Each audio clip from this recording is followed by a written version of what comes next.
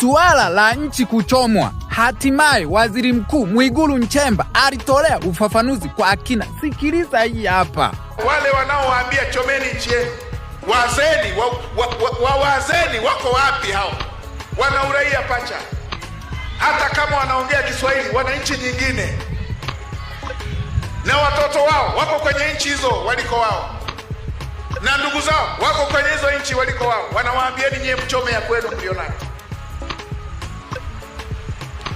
kule wao wanakoishi.